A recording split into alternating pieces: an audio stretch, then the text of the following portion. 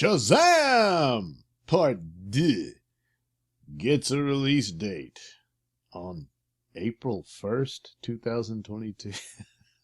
Oh, wait a minute. No, apparently, yeah, it's getting its sequel. This from Cosmic Book News.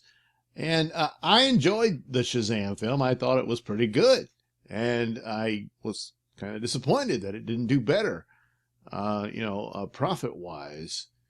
Let's see, it does detail what exactly it made. It only brought in $364 million worldwide. And, of course, in comparison to the other superhero movies, it's like, geez Louise. Excuse me. But it only had a $100 million budget. So that's a pretty good profit for a film with that size budget. And plus, it was critically well received, and fans, it's just the feelings about are genuinely good, but it's like, why didn't so many more show up? I don't know, the marketing was bad or what have you. But anyway, so of course Zachary Levi is expected to return, and the younger versions, which boy, they better hurry up because those kids will grow up very fast. So, but I guess that can move forward through the story as they are, but eventually you would have to think that Billy, because most of the time.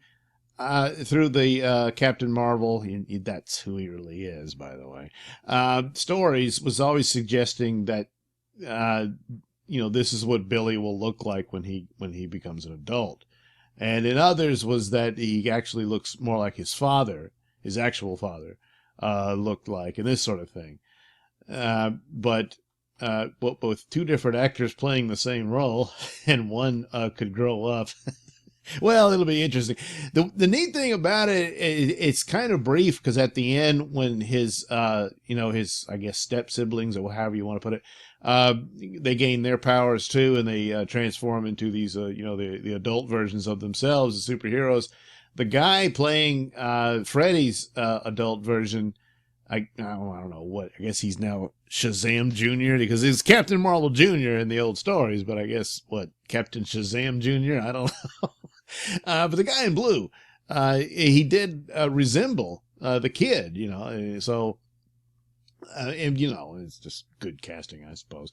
But anyway, and the director, David Sandberg, expected to return as well. When they say expected, I often wonder if that means it's not quite on the deal. They say the kids are expected. But Levi's only one say, oh, yeah, I'm coming back. Well, he's the star, So, of course, we've got Black Adam coming along, which ties into this. But for the moment, they haven't announced any plans for the two to meet or any sort of crossover. So Shazam's already established for his movie, and then he'll have the second one, and we'll see where that goes. Mr. Mind, I imagine, will be, and of course, Dr. Savannah will return, I'm guessing, since the way it ended with them two meeting.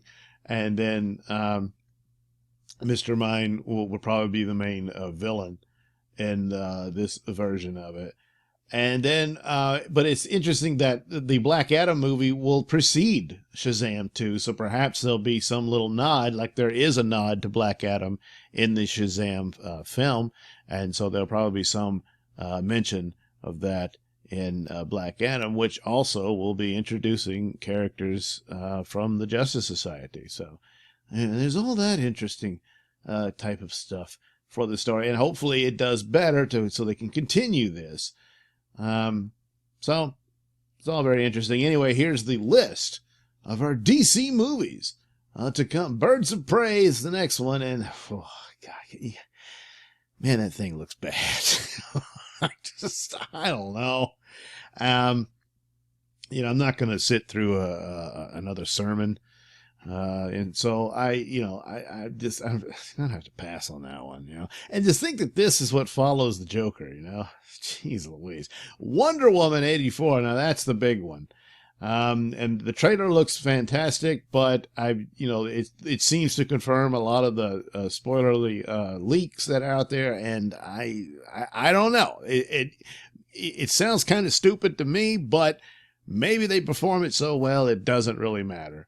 I really liked Wonder Woman, and I'm hoping this sequel will not let me down. But yeah, the trailer looks pretty damn good. So looking forward to that one. The Batman, well, I don't know what to make of that. I don't know where it's going. And the way they've just been sort of teasing and then somewhat being deceptive about it's that it's a part of the ongoing storyline in the DCEU, and now it's not. It obviously can't be with the race swapping they're doing.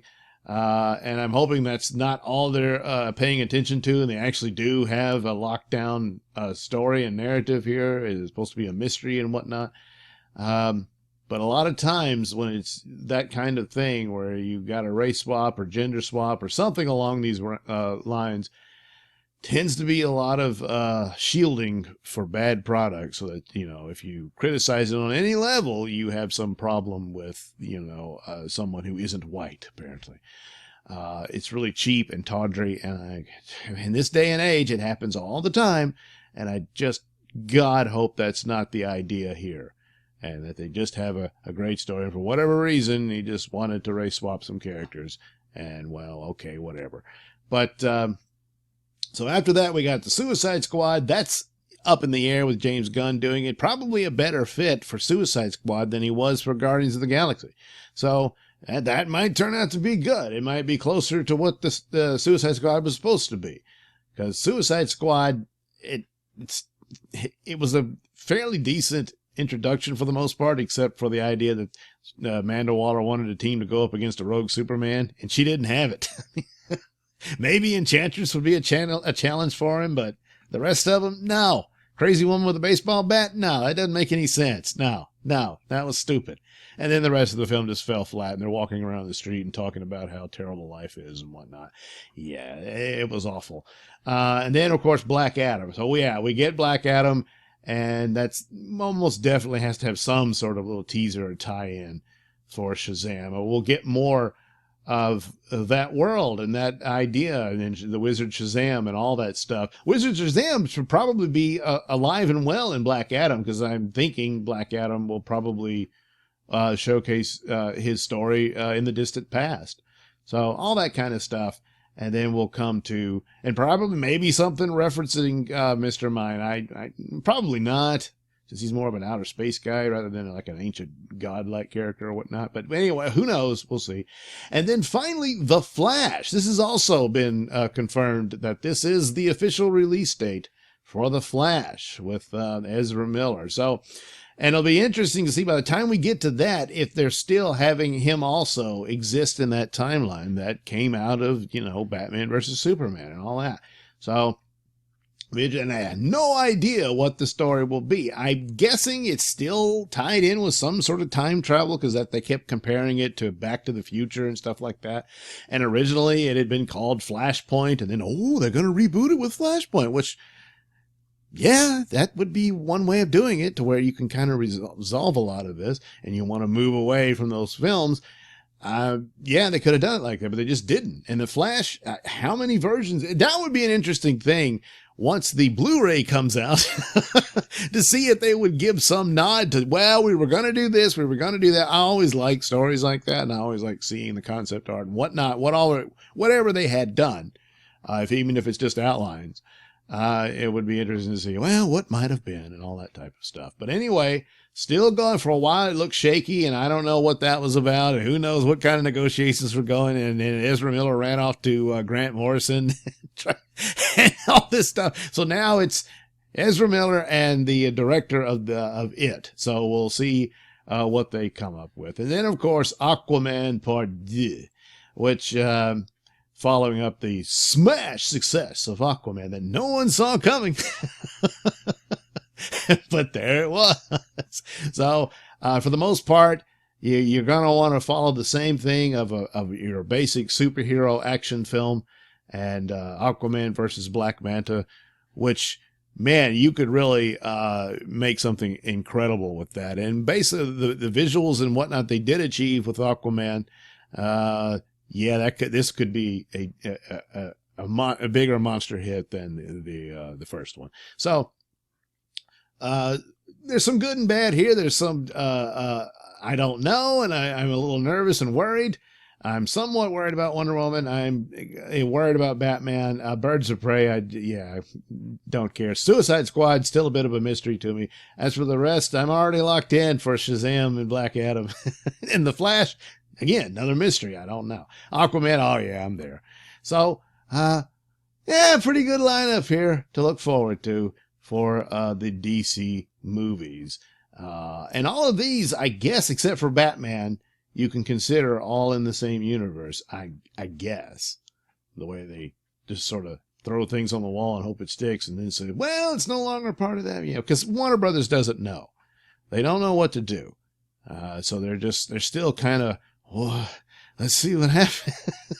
Because, they're kind of stuck where they are. Because if it had been a complete failure, then they could scrap it all and start over. But they can't. Aquaman was successful. Wonder Woman was successful. So they can't do that. So they got to keep going with that. But they're connected to the movies that they see as failures. Meanwhile, you got Snyder Cut. People want to see it. Now they're like, well, now you want it? So look, for a brief moment, take it from their point of view. What to do? So, we'll see what happens as always. It's the only thing we can do, but it is an interesting bit of circumstance for this superhero universe that just, for whatever reason, just couldn't get off the ground like the Marvel ones did. So what are you going to do? But it's still surviving from what I can see, and I wouldn't completely abandon it. Because you've got some heavy hitters here. But anyway, there you go. Thank you for watching and listening. Say, why not like and subscribe and check out that link description below. That'll take you to my many stores that have plenty of goodies for you. Yes, that's right, you. And there's also the link to my podcast, Mr Nailsin Show on RadioMisfits.com. New episodes every Saturday. And, of course, you can also find my videos on BitChute, the Mr Nailsin channel on BitChute.com.